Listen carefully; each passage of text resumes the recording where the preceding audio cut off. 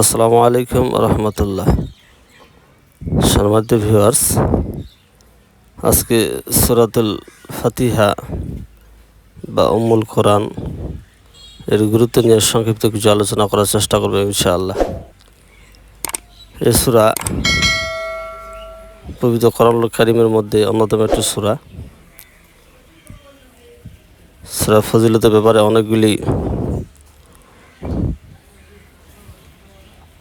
হাদিসের মধ্যে বর্ণিত হয়েছে। তার মধ্যে এই সূরাকে উম্মুল কোরআন বা কোরআনের মূল সূরা হিসেবে আখ্যায়িত করা হয়েছে।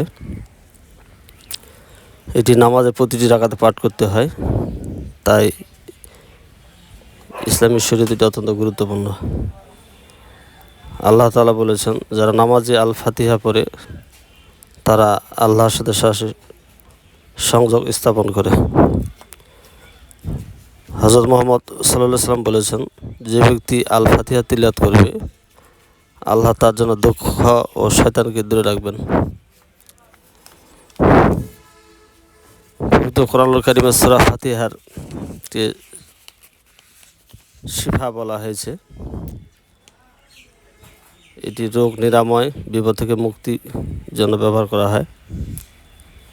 এটি একটি মাকবুল দোয়া হিসেবে গণ্য, কারণ সূরার মধ্যে আল্লাহর প্রশংসা ও দোয়ার অনুরোধ রয়েছে। মানসিক ও আধ্যাত্মিক উপকার: নিয়মিত আল ফাতিহা পাঠের মাধ্যমে মন শান্ত হয়। এটি বিশ্বাস ও তাওহীদের দৃঢ়তা বাড়ায়। মুমিনের জন্য হেদায়েত ও সঠিক পথ দেখানো লাভের মাধ্যম। সূরা ফাতিহা হচ্ছে কোরআনের হৃদয়, নামাজ এবং অন্যান্য ইবাদতের মূল। দোয়া, রোগ নিরাময় ও আধ্যাত্মিক শক্তির জন্য অত্যন্ত কার্যকর। পবিত্র সূরাতুল ফাতিহার অনেকগুলি আমল রয়েছে। তার মধ্যে মৌলিক কতিপয় আমল হচ্ছে: সব রোগের নিরাময়। ফজর বা সূরা ফাতিহা 40 বার পরে চোখে ফু দিলে চোখের অসুখ ভালো হয়। সম্পদ ও রিজিক বৃদ্ধি: শেষ রাতে পড়তে হয় সূরা ফাতিহা 41 বার পড়লে রিজিক বৃদ্ধি পায় ও রিজিকের ব্যবস্থা হয়। ঋণ মুক্তি ও সম্পদ লাভ: বিসমিল্লাহ সহ সূরা ফাতিহা 40 বার পড়লে ঋণ পরিশোধের ব্যবস্থা হয়ে যায় আল্লাহর তরফ থেকে এবং বান্দার রিজিকের ব্যবস্থা করে দেওয়া হয়। আল্লাহ রাসূল সাল্লাল্লাহু আলাইহি ওয়াসাল্লাম বলেছেন, তাওরাত, জাবুর, ইনজিলে সূরা ফাতিহার চেয়ে মূল্যবান কোনো সম্পদ নেই, যেটি সূরা ফাতিহাতে দেওয়া হয়েছে।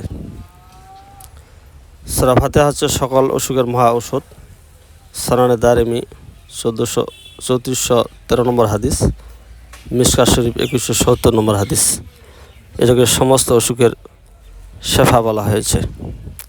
পবিত্র কোরআনুল কারীমের অন্যতম 7 আয়াত বিশিষ্ট সূরা হচ্ছে সূরাতুল ফাতিহা, যেটি অন্য কোনো নবীকে আল্লাহ পাক রব্বুল আলামিন দান করেনি। সেটি শুধু আমাদের শেষ নবী জনাবে মুহাম্মদ রাসূলুল্লাহ সাল্লাল্লাহু আলাইহি ওয়াসাল্লামকে বিশেষ নিয়ামত হিসাবে দান করা হয়েছে।